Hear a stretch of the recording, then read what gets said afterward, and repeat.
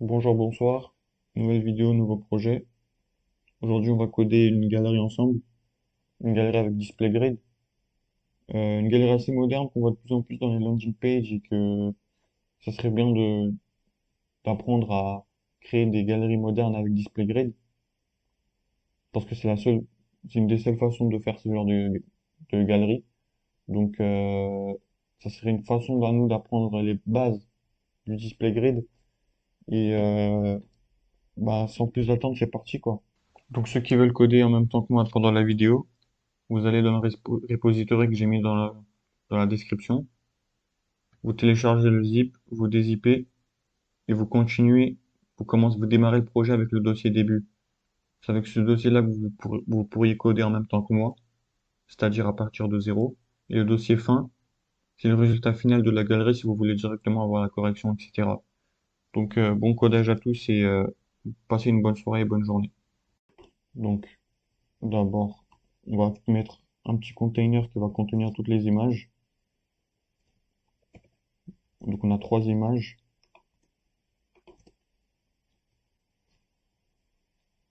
Donc en haut à gauche, on a l'image de la mosquée Hagia Sophia.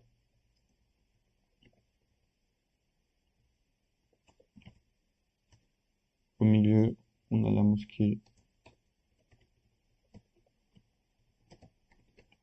Sultan Ahmed. Et en bas à droite, on a on a une image des Alpes. Les Alpes. Donc pour pouvoir les définir, on va utiliser des ID. Donc celle d'en haut à gauche, on va dire que c'est image top left, en haut à droite, en haut à gauche, pardon. L'image au milieu, on va dire que c'est l'image center. Et l'image en bas à droite, c'est l'image bot right. Donc, ce qu'on va faire d'abord, c'est la partie mobile, puisque vous imaginez bien que cette galerie, elle n'est pas accessible pour la partie mobile. Donc, ce que j'ai fait, c'est que j'ai tout simplement fait une liste d'images pour la partie mobile. On va pas se prendre la tête là-dessus. Et on va coder ensuite la partie desktop. Donc, ce qu'on va faire, donc là, le résultat actuellement, c'est ça. On voit bien qu'il y a des choses à faire. Donc, on va réinitialiser d'abord le CSS qui sert à rien. Tac. Ensuite, les images, on va dire que ça prend 100% de la largeur. Déjà, on a fait la bonne partie du travail pour la partie mobile. On va mettre un padding en haut et en bas du body. Tac. Background color. Moi, j'avais mis, je sais plus ce que j'avais mis. F9. Je crois que c'est ça. Ouais. Et on va essayer de donner de l'espace entre les images. Ce qu'on va faire, image not last child. Donc, ça va sélectionner les images sauf la dernière. Donc, les deux premières, on va appliquer margin bottom de 32 pixels. Tac. Ok, la partie mobile, c'est fini. On se prend pas la tête. Maintenant,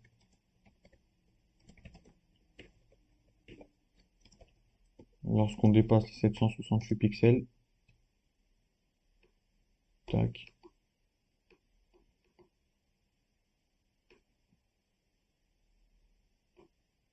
on va dire que, on va dire, on va dire qu'on veut prendre toute la hauteur de l'écran. Donc HTML, on va mettre height 100%. Le body, min height 100%. On va dire que la section qui contient toutes les images, on va la mettre au centre. Donc là, ça se voit pas, mais si on regarde bien, ok, 768 pixels,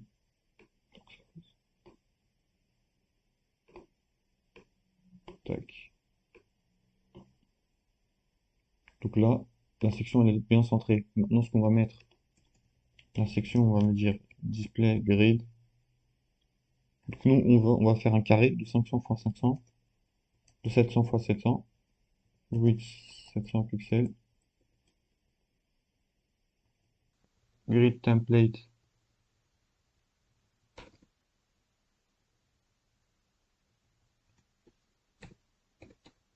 Donc, je vous explique, le grid, ça s'écrit de cette façon-là.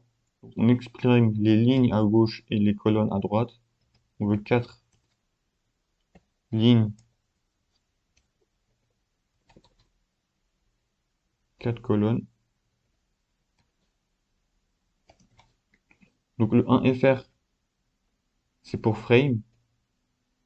Donc 1fr, c'est relatif. Ça va dire que c'est 4 lignes d'une hauteur de 1fr. 1fr, c'est une hauteur par défaut, en fait.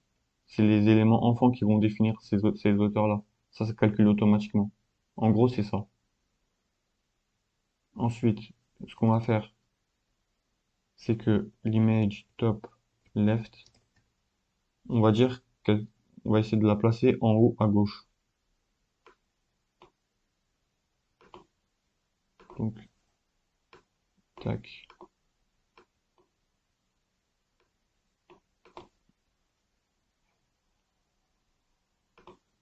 Essayer d'augmenter le zoom.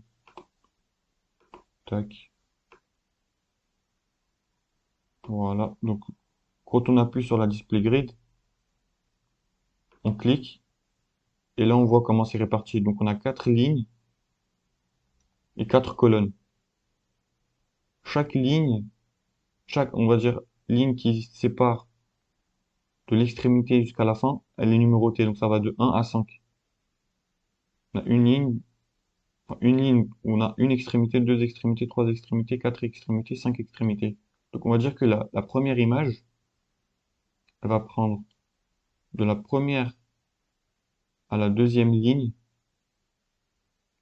ou à la troisième ligne, je pense qu'on va faire jusqu'à la troisième ligne des lignes, des lignes. Enfin, quand je dis les lignes, c'est les pointillés qu'on voit ici. Vous voyez? Donc, grid row, on va dire que ça commence à partir du premier. On veut qu'il s'étende de 2. Grid column, c'est pareil, on voit que ça commence du début et qu'il s'étende de 2. Vous voyez? En fait, on a on va dire, quatre lignes, mais on voit bien on a des numéros. Et ces numéros, quand je précise un, c'est les numéros qu'on voit ici, sur l'écran. Donc, ce que je viens de dire, c'est que tu commences à partir de un et tu t'étends jusque max 2, de deux lignes. Grid column un, tu t'étends jusqu'à 2. Donc, en fait, on voit que ça a pris 2 colonnes et que ça a pris une largeur pour le moment.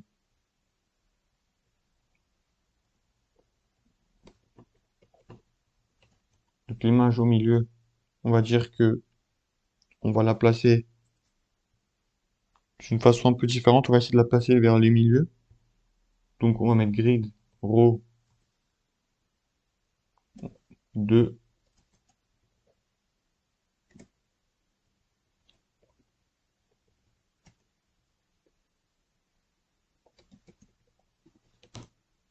Tac. L'image en haut à droite, en bas à droite, pardon. Donc, 3 span 2. Span, ça veut dire étendu en anglais. Donc, déjà, de là, vous pouvez comprendre. On étend on étend de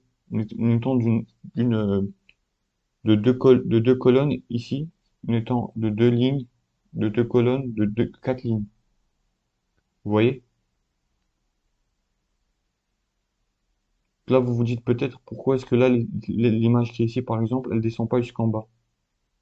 Elle descend pas jusqu'en bas puisqu'on a dit que ça va de la ligne 3, donc ici, on a dit que ça s'étend de 2. Donc un, 2. Normalement, c'est censé venir jusqu'à 6. Mais comme on a dit que image, ça prend... Mais comme l'image, elle ne peut pas s'agrandir plus que ça, parce qu'on a dit que faut que ça prenne la largeur maximale de 100%. On avait dit ou quoi? Oui, 100%. Donc, ça ne peut pas grandir plus que ça, en fait. Parce que ça grandit de façon proportionnelle, en fait, si vous voulez. Mais si on avait une image un peu plus différente, où les largeurs et les hauteurs, elles auraient été d'une façon plus proportionnelle, ça aurait pu descendre jusqu'ici. Donc là, c'est relatif par rapport aux images. Là, vous voyez bien que même l'image qui est au milieu, elles ne descend pas jusqu'en bas. Parce que comme ça peut plus grandir, bah, ça ne va pas grandir aussi vers le bas. Vous voyez ce que je veux dire? Donc là, je pense on a terminé la partie grid, je pense. Là, on peut enlever. Tac. On va juste ne pas oublier de réinitialiser le margin bottom qu'on avait appliqué au début. Tac. Et ensuite, on va lui donner une transition. Transition.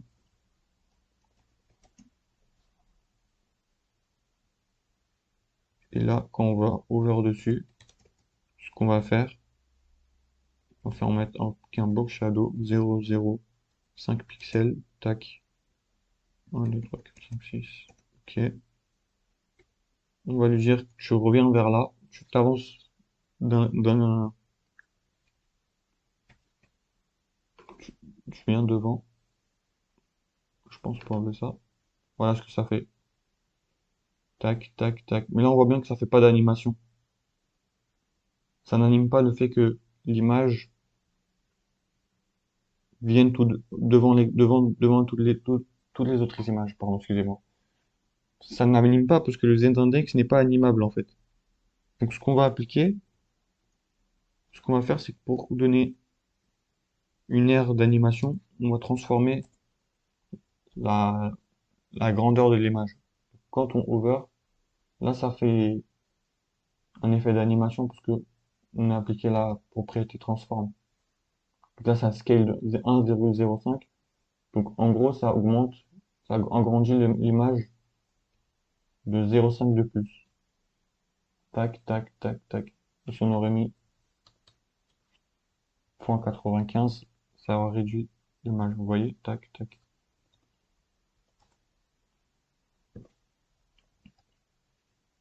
Je pense on a terminé là, c'est pas mal. Donc si on peut appliquer un background color à la section.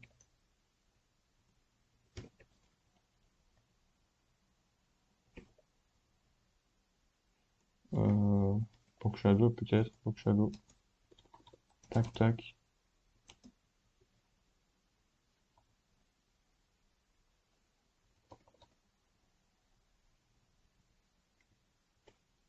tac. Je pense qu'on va aussi mettre un curseur pointeur sur l'image pour que ça donne un effet cliquable. Voilà. Je pense qu'on a terminé, c'est pas mal. Donc, récapitulatif. Premièrement, lorsque vous utilisez Display Grid, ce que vous pouvez faire, c'est d'utiliser tout simplement le tool, les inspecteurs qu'on nous propose. Vous appuyez sur le bouton Grid, et là, ça vous affiche la grille en fait. Donc, ce qu'on a dit pour l'image en haut à gauche, tu te mets à la ligne 1 pour la colonne, et tu t'étends de 2. Ensuite, on a dit pour les lignes, tu vas de- du numéro 1 et tu t'étends de 2. Sauf que ça ne pouvait pas venir jusqu'au 3 ici, ça ne pouvait pas s'étendre en ligne jusqu'ici parce que la largeur de l'image veut qu'elle ne peut plus elle ne peut pas s'agrandir vers le bas. Ça, on l'avait précisé parce qu'on avait mis image, la largeur, oui, 100%. Ok. Celle du milieu, on a dit que ça vient, ça commence à partir de, en colonne ou en ligne, on a dit que ça commence à partir de 2. En colonne, on a dit que ça s'étend de 2. C'est ce qu'on a fait. Elle a passé de, ça s'est étendu de 2 carrés. Et en colonne, on a dit, et en ligne, on a dit que ça a 2 et tu t'étends de 4. Donc 1, 2, 3. Donc en vrai, ça peut être 3 en fait. Ok. Donc s'étend de 3, parce qu'on peut pas s'étendre plus que ça en fait. Si je mets 4, ça n'a pas de sens, parce que il n'y a pas d'autres lignes en bas, il n'y a pas d'autres carrés en bas. Ok.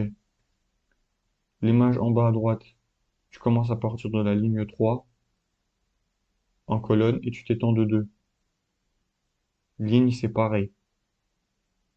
Ok, la section, comme on avait défini sa display grid, les grid templates, ça s'exprime de façon suivante. Ligne à gauche et les colonnes à droite. Ça, on peut l'enlever. On a dit que tu mets 4 carrés à gauche, 4 carrés à droite, d'une hauteur de 1 fr. Donc ça, c'est auto-calculé en fait. Lorsqu'on définit la hauteur et la hausse, c'est auto-calculé. Ok. Et pour le hover, l'effet de, l'effet d'animation lorsqu'on passe dessus, le z-index n'est pas animable. Donc, on a appliqué une propriété transform scale, ce qui donne un effet d'animation. Donc, j'espère que vous avez compris. Donc, si vous avez pas compris, vous l'écrivez dans les commentaires ou vous m'envoyez un mail. Et puis, j'espère que vous avez appris des choses, quoi. Parce que le display grid, c'est très important. C'est très important, mais il y a des gens, je sais pas pourquoi, ils utilisent Bootstrap des fois. Ils utilisent Bootstrap, ils ont la flemme d'apprendre, ils ont envie de se faciliter la tâche. Et au final, lorsque ils arrivent à un certain niveau, ils sont bloqués parce qu'ils ont utilisé toute leur vie Bootstrap. Donc j'espère que voilà, vous êtes assez impliqués, vous avez appris quelque chose. Et puis ciao ciao. Passez une bonne journée.